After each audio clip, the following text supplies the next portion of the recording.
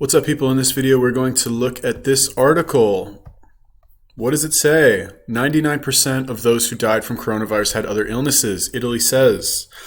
Oh my God, are you serious? Wait. Are you saying then that the coronavirus is only dangerous for people who had pre-existing conditions?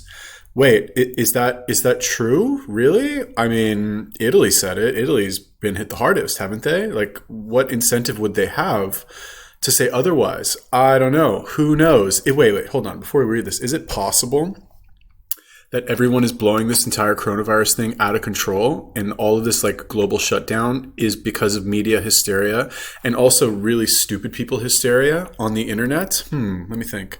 Yes, I think it is, but I don't know. Let's read this article and take a look. 99% of those who died from virus had other illness, Italy says. Let's take a look here. More than 99% of Italy's coronavirus fatalities were people who suffered from previous medical conditions, according to a study by the country's National Health Authority. After deaths from the virus reached more than 2,500 with a 150% increase in the past week, health authorities have been combing through data to provide clues to help combat the spread of the disease. Prime Minister Giuseppe Conte's government is evaluating whether to extend a nationwide lockdown beyond the beginning of April. Daily La Stampa reported on Wednesday, Italy has more than 31,500 confirmed cases of the illness. Before we go any further, let's look at this lovely little graph that they have right here. 50% of the deaths, 50%, 48.5%, had three or more illnesses. 25.6% of the deaths had two illnesses, and 25% had one other illness. Only 0.8% had no other illness. That means they had no other previously diagnosed illness. In all likelihood, they probably had something, but did not go to the hospital for that in the past. So when they were checked in, they said that they had nothing. That's my assumption. The article doesn't say that. That's just me adding this. However, before we go any further, let's make this very clear, right? Just because the entire world is freaking out about this does not mean that it's legitimate, okay? This is something that sadly most people are too stupid to understand and too afraid to come out and say.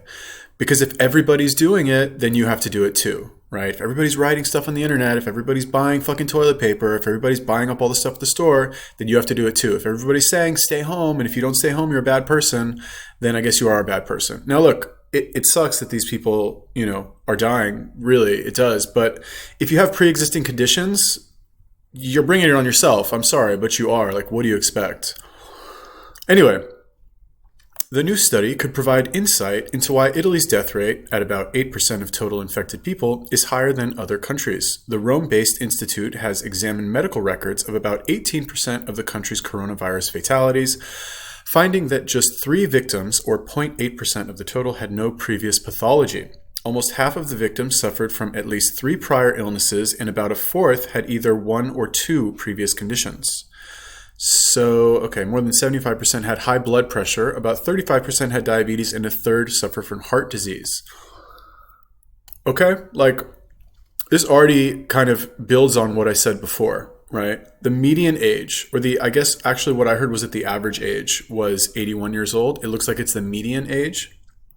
Wait, is the median? The median is the most common age, I guess, or the age that seems to be the most common. Whereas the average age would be if you took all the ages together and added them all up and divided by the total number, that would be the average, right? So in cases like this where you have a lot of numbers and a potentially large disparity, you want to look at the median, I guess, because this is where the most of the deaths are happening. It seems to be between 70 and 90 years old, or really 70 plus. The average age of those who've died from the virus in Italy is 79. As of March 17th, 17 people under 50 had died from the disease. 17 people under 50. Okay, could be 49, could be 40, whatever. All of Italy's victims under 40 have been males with serious existing medical conditions. I'm going to read that again because all of you people who are getting hysterical about this, you don't look deeply into it. You don't look for these potentially, you don't look for things that will challenge your opinion, I guess is what it is. Straight up. All of Italy's victims under 40 have been males with serious existing medical conditions. I don't know. What else do you want to hear? While data released Tuesday point to a slowdown in the increase of cases with a 12.6% rise, a separate study shows Italy could be underestimating the real number of cases by testing only patients presenting symptoms. That is a fair point. According to GIMBE Foundation, about 100,000 Italians have contracted the virus.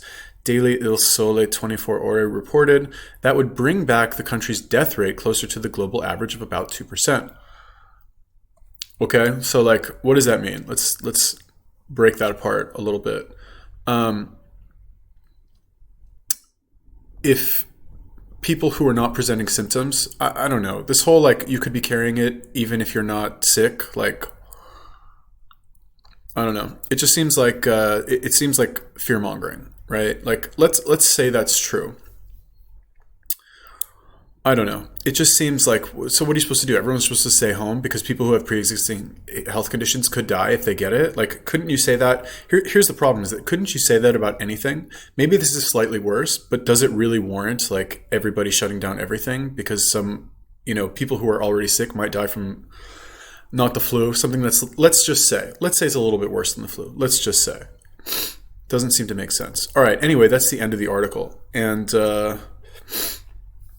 yeah. Like, what do you think about this, really, people out there? Like, I said this earlier in another video, but I really think the media should be held accountable for this because the hysteria that the media created led to the hysteria that you see on social media now and led to, like, all the government closures. It's like you see the hysteria in the media, and then you see the hysteria on social media. And then you see like governments start shutting everything down because they're like, oh, well, I guess if it's on social media, it must be true. Everyone's freaking out. All the like, bored housewives are like, oh my God, I hope everybody stays safe out there. Anyway, as you can tell, I've like pretty much hit my limit with this coronavirus shit. Stay healthy, people. Eat your raw garlic. Stop smoking cigarettes. Stop being a fat idiot. Sorry to any of my fat friends, but just stop. Come on, please. I want to go outside. I want to enjoy my life. I don't want to stay at home because you fucking don't know how to take care of your health. Really, what do you think about that? Let me know. Leave me a comment. Peace. Even if you think I'm an idiot, leave me a comment.